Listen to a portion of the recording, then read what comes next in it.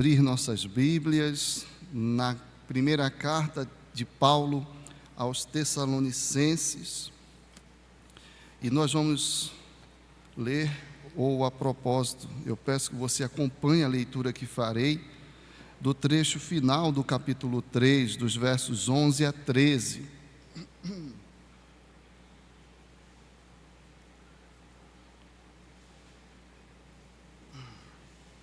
Primeira carta aos Tessalonicenses, capítulo 3, versos 11 a 13.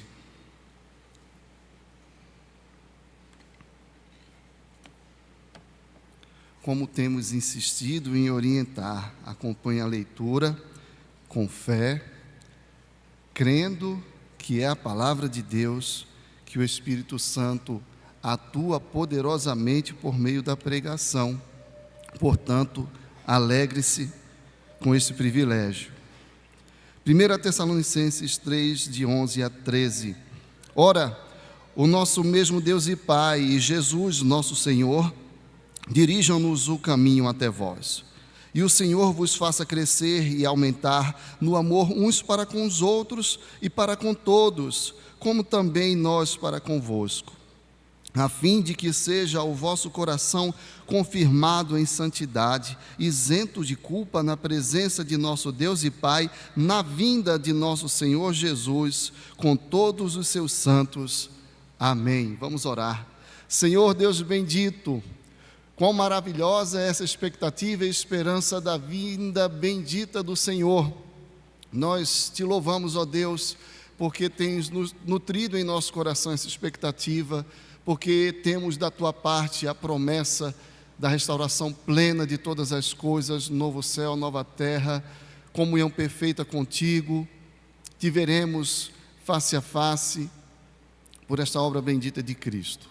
Senhor, nós que temos aqui esta tua palavra lida, te rogamos em nome de Jesus, que o teu Espírito Santo atue com poder pela pregação, explicação, a aplicação da tua palavra às nossas vidas, que esse Espírito nos dê alegria em recebê-la, e ó Deus, que o teu Espírito nos mova ao coração para uma vida mais dedicada ao Senhor, para um amor mais pleno pelo Senhor e pelos irmãos, de modo que o Senhor esteja santificando o teu próprio nome por meio da nossa vida, pela obra que tu mesmo operas em nós, na atuação do teu Espírito, por meio da obra bendita de Cristo, em nome de quem nós oramos.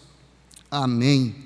Meus irmãos, como vocês sabem, estamos expondo trechos, quase que exaustivamente, não versículo a versículo, mas boa parte da carta, dessa primeira carta de Paulo aos Tessalonicenses, sob esta ótica, sob essa ênfase na vinda de Cristo, e como o apóstolo vai ali ensinando ou percebendo, vendo a evidência na experiência daquela igreja de que esperar a vinda do Senhor, a parousia, a segunda vinda de Cristo, é sinônimo de caminhar, viver a vida do caminho, a vida do Evangelho, esta vida que é descrita no primeiro capítulo como sendo expressa por meio de uma fé operosa, um amor abnegado, que confirmam, que fazem parte, são distinções do povo que tem firme esperança na vinda de Cristo, do povo que deixou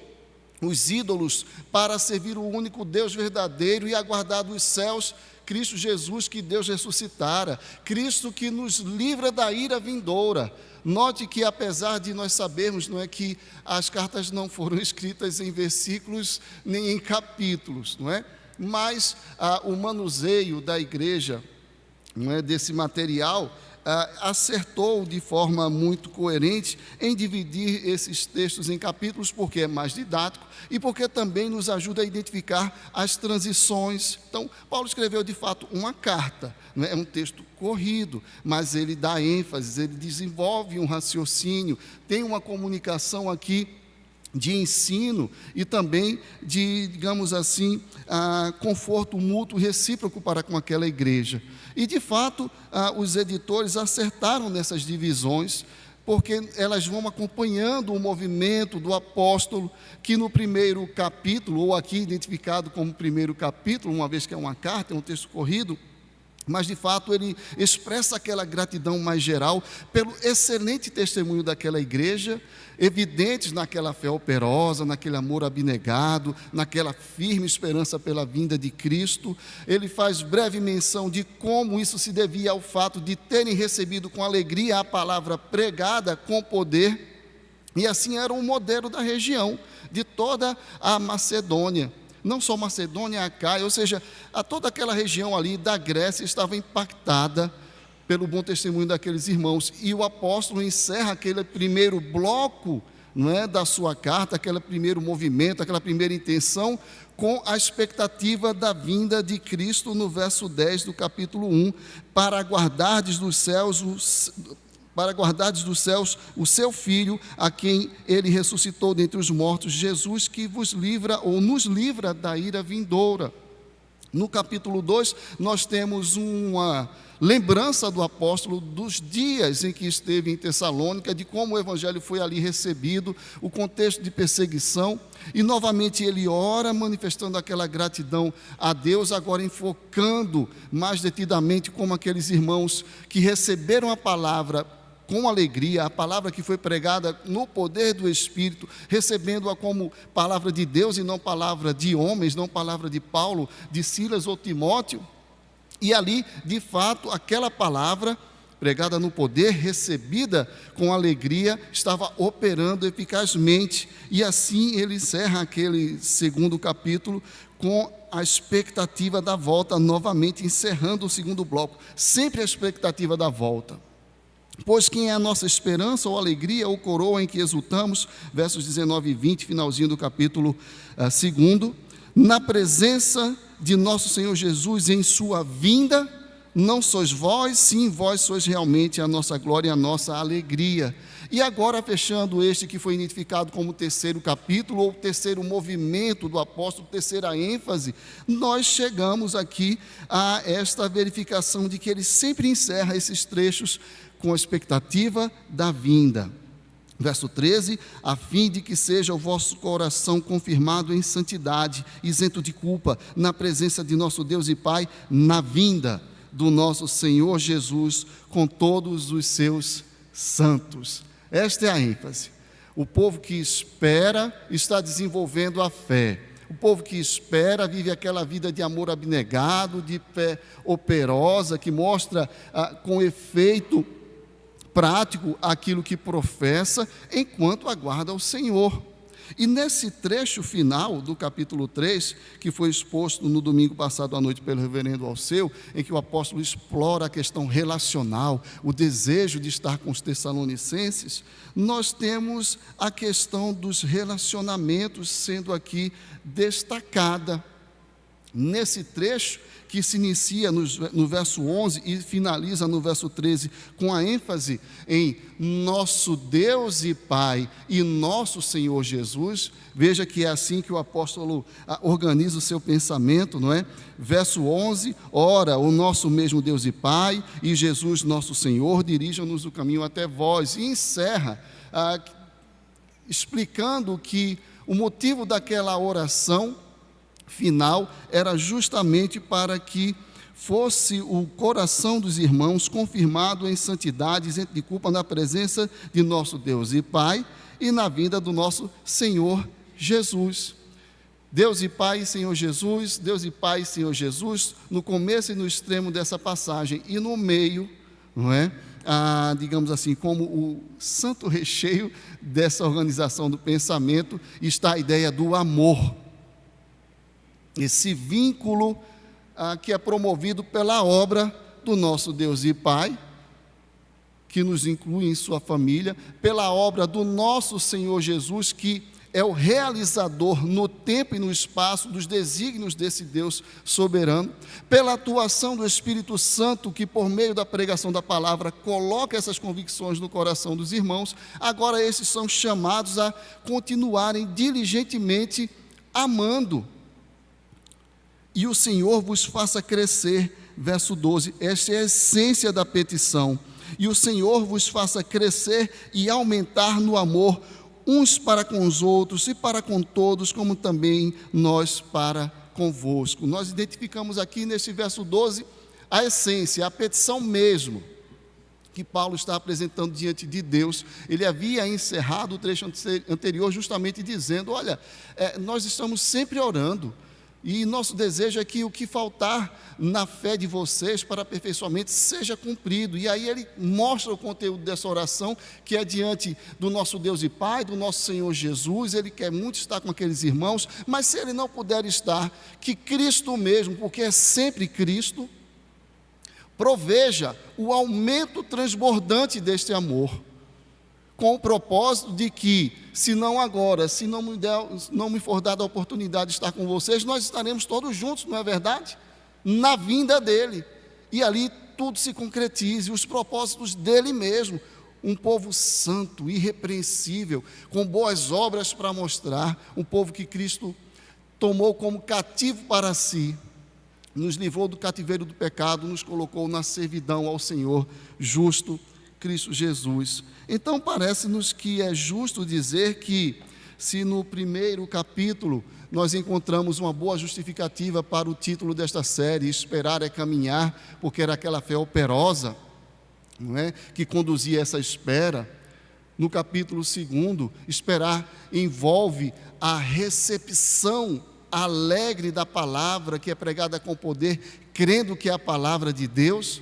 Nesse terceiro capítulo nós poderíamos dizer também com muita justiça que esperar é amar. O povo que está esperando Cristo, nós somos chamados a fazê-lo em amor, este amor todo abrangente que o apóstolo descreve nesses termos: o Senhor vos faça crescer e aumentar no amor, uns para com os outros e para com todos, como também nós para convosco. E nós queremos propor sim este fio condutor para a compreensão desta passagem. Esperar por Cristo é amar, implica nessa necessária atitude amorosa. E nós queremos aqui destacar 3 aspectos que o apóstolo nos explica, nos esclarece deste amor, não é? A fonte deste amor, a abrangência deste amor e o propósito ao qual esse amor se presta, não é? E do ponto de vista da fonte deste amor, você já deve ter se antecipado, não é? É Deus mesmo. A Trindade está toda incluída aqui neste movimento do apóstolo. Lembre-se, não é? Os capítulos são uma intervenção didática, não é? Nós dividimos em capítulo, facilita a localização, facilita também a identificação das ênfases, mas é uma mesma carta. Nós podemos entender que onde o Espírito Santo atua poderosamente na pregação da palavra, onde o Espírito Santo atua promovendo alegria nos corações que recebem esta palavra, de fato, essa palavra opera eficazmente, como nós vemos lá no capítulo 2, no verso 13. Ela está operando. E onde isto ocorre, é natural, é consequência natural que haja esse reconhecimento feliz, devido, de Deus como nosso Pai, apropriação desta bênção. Isto é obra do Espírito Santo, não é? Veja comigo se não é assim, Romanos capítulo 8, versos 15 a 18. O mesmo apóstolo ensinando sobre esta atuação do Espírito Santo, nos convencendo da paternidade divina. Romanos 8, dos versos 15 a 18.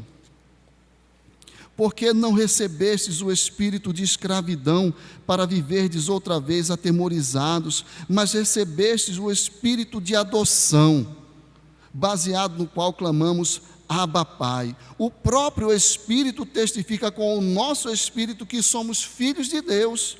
Ora, se somos filhos, somos também herdeiros, herdeiros de Deus e co-herdeiros com Cristo. Se com Ele sofremos, também com Ele seremos glorificados, porque para mim Tenho por certo que os sofrimentos do tempo presente não podem ser comparados com a glória a ser revelada em nós.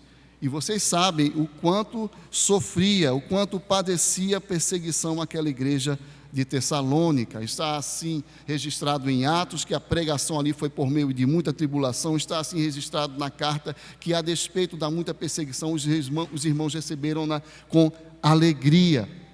E isso não pode provir senão desta convicção de que temos Deus mesmo, o Criador do universo, o Santíssimo, como nosso Pai, e Cristo recebido como Senhor. Esta recepção devida pelos propósitos do Pai mesmo, quando nós lemos, por exemplo, na carta aos Filipenses, no capítulo 2, naquela humilhação e exaltação de Cristo, e Deus operara toda aquela obra por meio do Filho, para que ao nome do Filho todo joelho se dobre, e toda língua confesse que Ele é o Senhor. E é isso que se espera encontrar na igreja. Esta feliz, esta grata assunção da paternidade divina e do nosso serviço, nossa sujeição ao senhorio de Cristo. E é assim que o apóstolo nos fala que esse amor deve brotar, porque ele clama a Cristo mesmo que proveja isso no meio daqueles irmãos. Nosso Senhor dirija-nos o caminho até vós, agora verso 12, e o Senhor, Cristo, aqui enfatizado por essa expressão que nos remete ao próprio Senhor Yahvé do Antigo Testamento, e o nosso Senhor vos faça crescer e aumentar no amor uns para com os outros e para com todos, como também de nós para convosco. Só pode ter fonte do trono da graça. E é fruto de oração. É por isso que o apóstolo ora por este amor. O apóstolo poderia e faria isso com muita justiça, de forma correta, se ordenasse que aqueles irmãos se amassem. E de fato há essa exortação nas palavras do apóstolo. Mas ele está aqui dizendo que ora para que Cristo proveja. Ora para que haja essa confirmação que para ele já era muito patente, quando ele diz no verso 4 do capítulo 1, que reconhecia pelas evidentes manifestações da graça na vida daqueles irmãos, fé operosa, amor abnegado, firmeza na esperança, na confiança, né, da vinda do Senhor Jesus, já reconhecia a eleição daqueles irmãos. Era uma evidência de que aquilo só poderia vir do alto. Já que é assim, já que é Cristo que tem nutrido, ele ora para que Cristo mesmo faça crescer e transbordar, e além, tomar toda a conta aquele amor. Portanto, o amor que se espera na igreja, o amor que se espera da igreja, deve ser esperado dos céus, do trono da graça.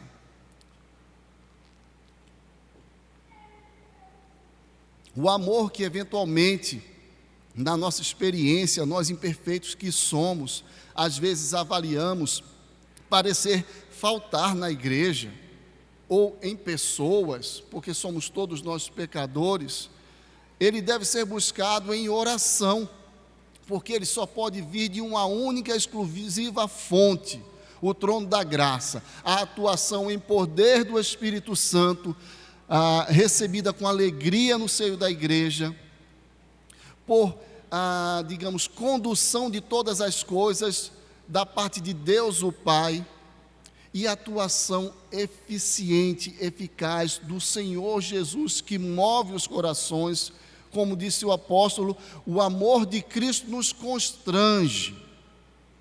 O termo originário grego nos remete à ideia de ser levado a despeito das nossas próprias inclinações.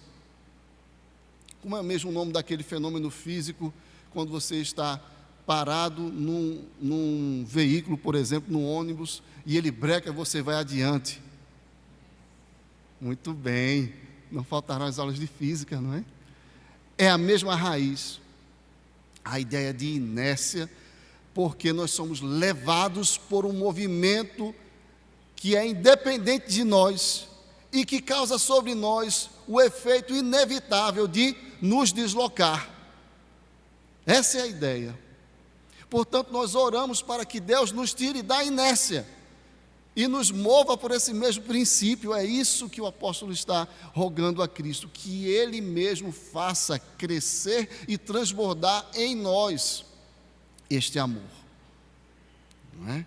Então, tem um primeiro essencial ensinamento nesta informação acerca da fonte deste amor necessário àqueles que esperam, já que esperar é, de acordo com essa perícope, não é? Esperar é amar. É que esse amor só pode vir do trono da graça. E uma vez atuando, Ele age a despeito de nós. Não que nós não devemos diligentemente buscar este amor, mas se ele não vier do trono da graça, não será aquele amor abnegado, do que abre mão de si em benefício do próximo. Não será. Bem, o texto prossegue, o apóstolo também continua com o seu raciocínio, e agora ele nos fala da abrangência deste amor no verso 12, como nós lemos há pouco. E o Senhor mesmo, Jesus, vos faça crescer e aumentar no amor uns para com os outros e para com todos, como também de nós para convosco. Meus irmãos, a ideia aqui é de uma lógica ascendente. O amor está lá, é evidente, já foi reconhecido pelo apóstolo, ele quer que cresça. Já é um amor elogiável, é um amor imitável, se tornar um modelo para todas as igrejas daquela região inteira. E ele diz: eu quero que cresça, e eu peço a Jesus que faça crescer. Crescer até onde, Paulo? Até transbordar, até tomar toda a conta e ir além. É o terminho aqui traduzido por aumentar. A NVI traduz como transbordar. O termo grego peri, que nos dá a ideia de perímetro, seusai. Então, é ir além do perímetro, ir além das beiras, ir além das dobras, romper os limites. O que nós queremos é que cresça e cresça e cresça, e quanto mais da parte de Deus, melhor. E é nesse sentido que ele diz, desta abrangência, este amor que vai tomando conta, os irmãos vão sempre cada vez mais vivendo de forma abnegada, e isso vai transbordando em obras, em evidências, e isso não se contém no estreito perímetro das quatro paredes e transborda até para os de fora. Essa é a lógica do apóstolo, é que esse amor seja abundante, crescente, superabundante, transborde.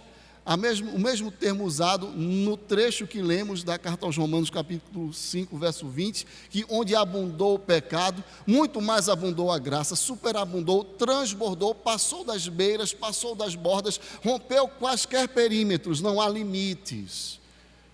É óbvio que nós sabemos que aqui nessa experiência, nós encontraremos novos e novos limites para o nosso amor, porque ainda padecemos da carne, ainda temos a realidade do velho homem, e é por isso que o apóstolo em outros lugares vai dizer: revistam-se do novo homem.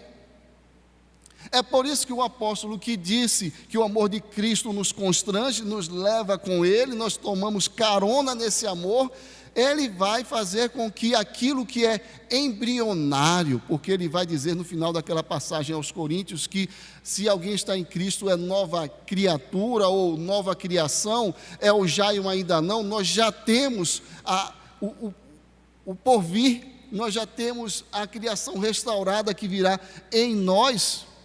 Já está em nós, nós somos o primeiro elemento da nova criação, já se manifestando neste tempo, porque não poderia haver arrependimento, não poderia haver relação genuína com o Senhor, se não fosse esta obra restaurada. Se há em mim e você fé salvífica, se há em mim e você amor vindo do alto, isso já é nova criação.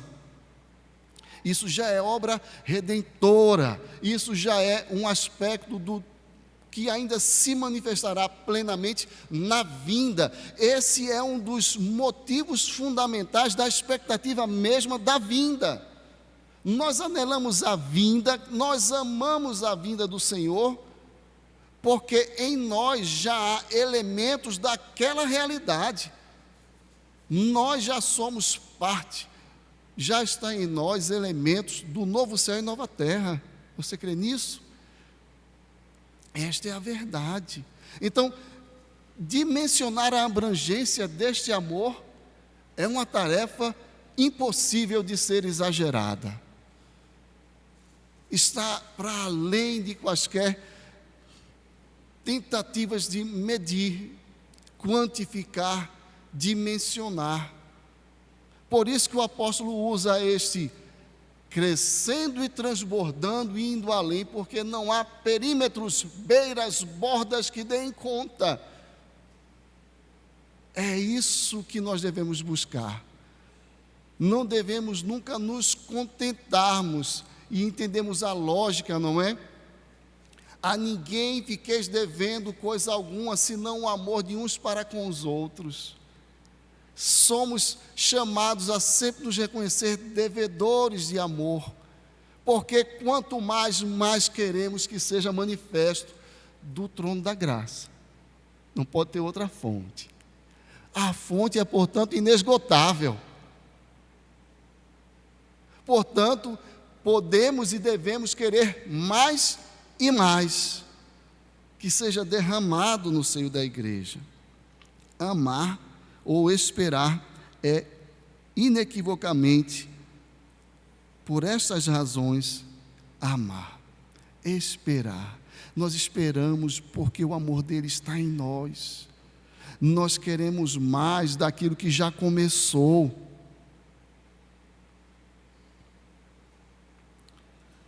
E o apóstolo, então, traz este exemplo lógico de que, já que o amor transborda, ele deve ir além do círculo mais imediato fraterno da igreja, uns para com os outros e para com todos, abençoando o derredor. Nós temos muitos desafios na nossa vizinhança, não é? Esses dias eu ouvi, eu acho que foi no encontro das mulheres, de uma iniciativa que houve um tempo atrás, no dia do motorista. Algumas de nossas mulheres saíram para distribuir literatura, eu acho que um bombonzinho, uma lembrancinha, alguma coisa, uma lembrança, não é? Destes que servem, Deus lhes deu uma vocação e eles servem, né, a sociedade. Então, elas saíram para abençoar os motoristas de táxi, que aqui tem um ponto, tem um terminal de ônibus e tudo. E o relato era de grande alegria, né, na recepção por aqueles servidores, né, desta demonstração graciosa de amor. Porque amar é também lembrar, né, é se mover, fazer algo.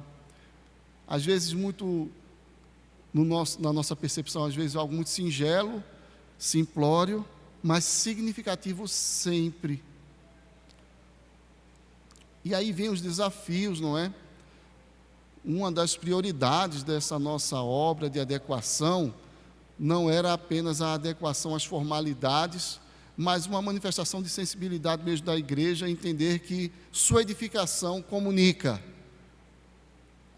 também amor. E a retirada do muro, a colocação dos vidros, não é? Em vez de parede, comunicam isso. Mas nós temos muitos desafios. Sabemos que ao nosso redor há uma região de baixo meretrício. Que desafio enorme! E ele se torna muito agudo na medida em que o que podemos fazer, como podemos fazer, não é? Porque a urgência está aí. Gente profanando o próprio corpo, gente traindo a esposa, o marido, e sabe-se mais do que tanto isso proporciona. Aqui, logo do lado, daqui, de onde o amor deve transbordar. Eu confesso, como é que eu posso fazer alguma coisa? Eu fico a me perguntar, como será possível amar com o compartilhar do Evangelho essas pessoas? E são os casos que nos chamam maior atenção, não é, meus irmãos? É gritante. Mas devemos pensar nisso. Devemos pensar em como podem ser alcançadas essas pessoas, em como esse amor de fonte inesgotável, pelo qual devemos orar que cresça e transborde, possa transbordar para alcançar aqueles que negligenciam hoje este amor. Então o apóstolo, nesse trecho da abrangência do amor, fala lá, não é? Na nossa tradução, Almeida atualizada, o apóstolo diz assim, ou é traduzido assim: como também nós para convosco. Isso pode nos passar a impressão de que ele está orando para que o amor dele também aumente pelos Tessalonicenses, mas é muito provável que não fosse esta a intenção imediata do apóstolo. É óbvio que ele queria que o amor dele aumentasse, mas ele estava usando o amor dele, que foi descrito no capítulo 2, como parâmetro, que seja daquele jeito, como foi na minha experiência com vocês, quando ele disse lá no capítulo 2, versos 7 e 8, nos tornamos carinhosos entre vós, qual ama, como se fôssemos a mãe de vocês. E vocês sabem o quão autossacrificial é o amor de uma mãe, não é? Que acaricia os próprios filhos, assim, querendo-vos muito, estávamos prontos a oferecer-vos não somente o Evangelho de Deus, mas igualmente a própria vida, por isso que vos tornastes muito amados de nós. O que é que o apóstolo estava fazendo em Tessalônica?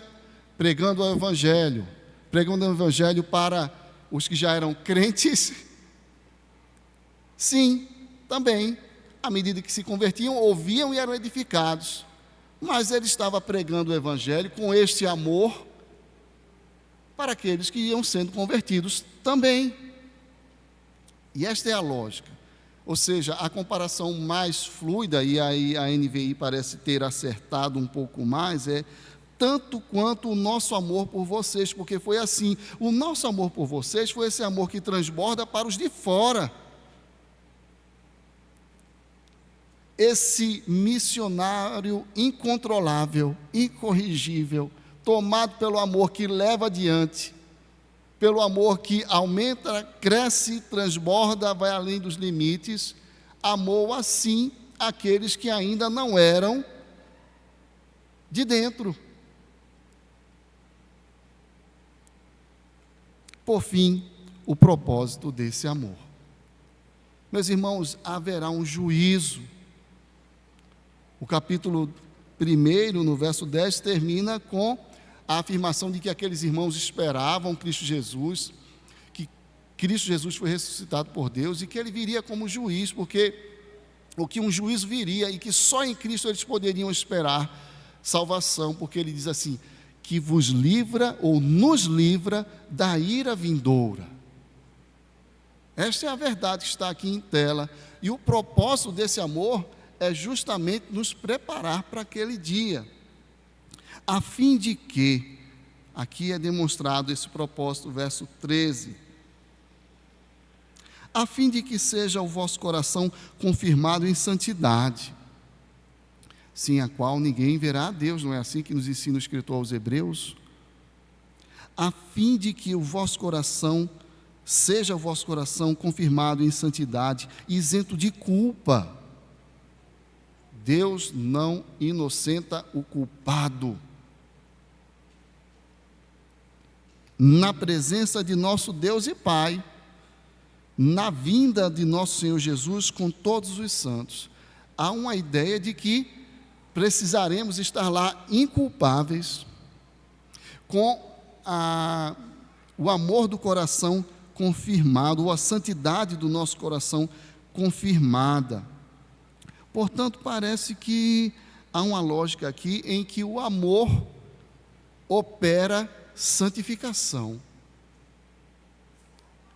Podemos ir um pouco mais longe e concluir até que sem amor, sem santificação. Ninguém que não esteja amando está em processo de santificação genuíno, ou está devidamente consciente de que foi santificado por Deus, separado por Deus para si, para serem santos. Essa é a lógica. Nós somos os santos chamados à santificação. Nós somos os salvos chamados por Deus mesmo, segundo o mesmo apóstolo, a aperfeiçoar a nossa santificação.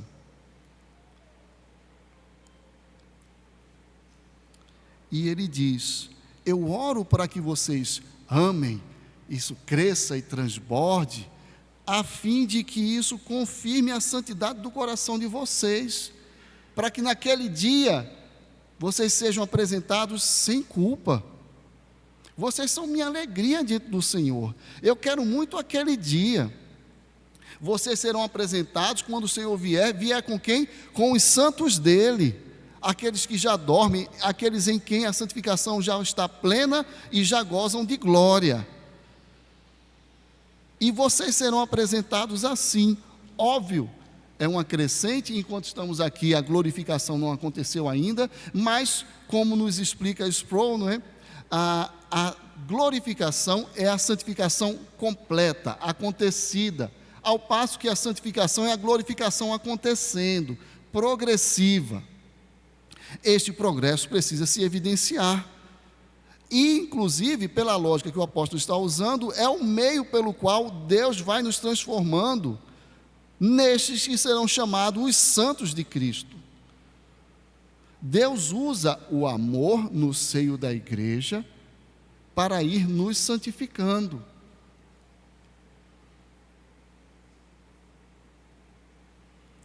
Na primeira carta de João, capítulo 4, verso 8, nós somos lembrados de que aquele que não ama, não conhece a Deus, porque Deus é amor, não é? Em Romanos capítulo 13, na parte ali aplicativa, prática da carta, a aplicação das bênçãos do Evangelho, o apóstolo nos fala deste elemento que é, digamos assim, o ponto alto da santificação dos indivíduos de Cristo, do corpo de Cristo, da igreja de Cristo. Capítulo 13 de Romanos, versos 8 a 10. A ninguém fiqueis devendo coisa alguma, exceto o amor com que vos ameis uns aos outros, pois quem ama o próximo tem cumprido a lei. E o que é cumprir a lei? Vida santa.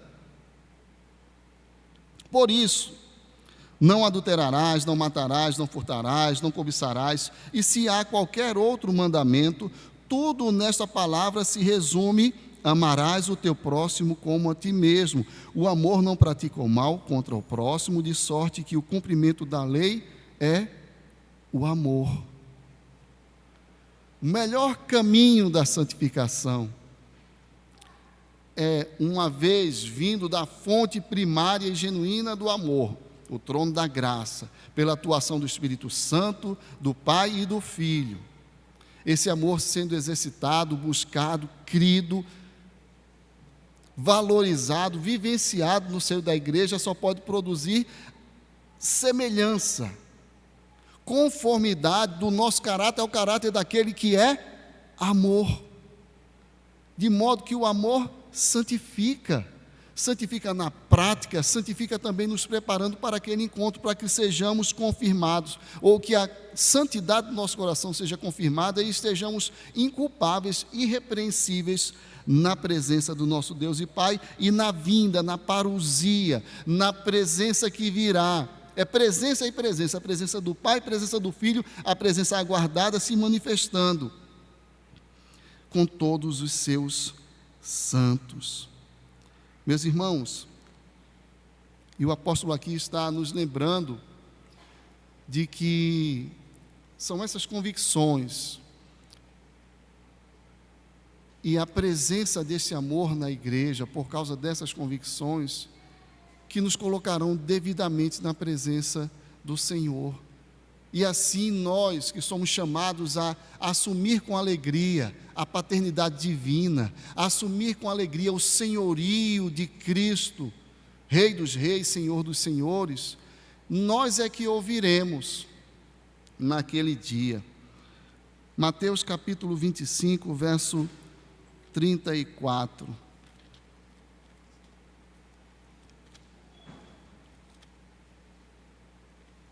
Sermão escatológico de Cristo, Mateus 25, verso 34. Então dirá o rei, que rei? Cristo, assumido como o grande Senhor. Então dirá o rei aos que estiverem à sua direita: vinde benditos de meu Pai, ouviremos do Senhor as palavras que nos apontam para o Pai. Entrai na posse do reino que vos está preparado desde a fundação do mundo. Porque tive fome e me destes de comer, tive sede e me destes de beber, era forasteiro e me hospedastes, estava nu e me vestistes, enfermo e me visitastes, preso e foste ver-me. Então perguntarão os justos: Senhor, quando foi que te vimos com fome e te demos de comer, ou com sede e te demos de beber? E quando te vimos forasteiro e te hospedamos, ou nu e te vestimos? E quando te vimos enfermo ou preso e te fomos visitar? O Rei, o Senhor, que nos apresenta ao Pai, que nos introduz ao Pai, respondendo lhes dirá: em verdade vos afirmo, que sempre que o fizestes a um desses meus pequeninos irmãos, a mim o fizestes. O amor santifica. O amor nos prepara para a glória. Portanto, meus irmãos, nós somos chamados, nós que esperamos a glória, nós que esperamos a vinda do Senhor, somos chamados sim, por Ele mesmo. Ele que amou como ninguém é capaz de fazê-lo, Ele que amou incomparavelmente, Ele nos chama a fazermos parte disto e sermos chamados por Ele, encontrados por Ele, como o fruto do penoso trabalho da alma dele mesmo. Ele satisfeito, feliz com o resultado encontrado em nós por Ele, nos introduzirá naquele dia bendito, no reino que nos está preparado por Ele, desde antes da fundação do mundo. Louvado seja o Senhor. As aplicações são óbvias, não é? Devemos orar por mais desse amor. Independente dos julgamentos que eu e você possamos fazer de como anda o amor em cada um de nós e na coletividade, na nossa família da igreja local. Independente, porque o apóstolo diz que quer mais e mais, sempre mais, e ele deve ser sempre transbordante. Devemos incluir na nossa lista de motivos de oração mais amor. Devemos nutrir grande expectativa, obviamente, pela vinda de Cristo. Este é um dos grandes objetivos da carta. E se é assim, coerentemente, devemos nutrir mais amor.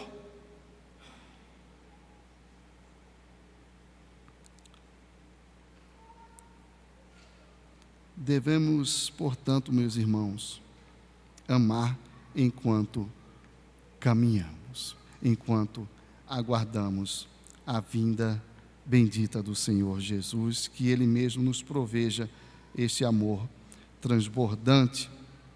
Meus irmãos, nós vamos entoar o cântico Pela Obra Perfeita da Cruz, ocasião em que nós também somos chamados a adorar o Senhor com a entrega e consagração dos dízimos e ofertas. Ao som dos instrumentos, somos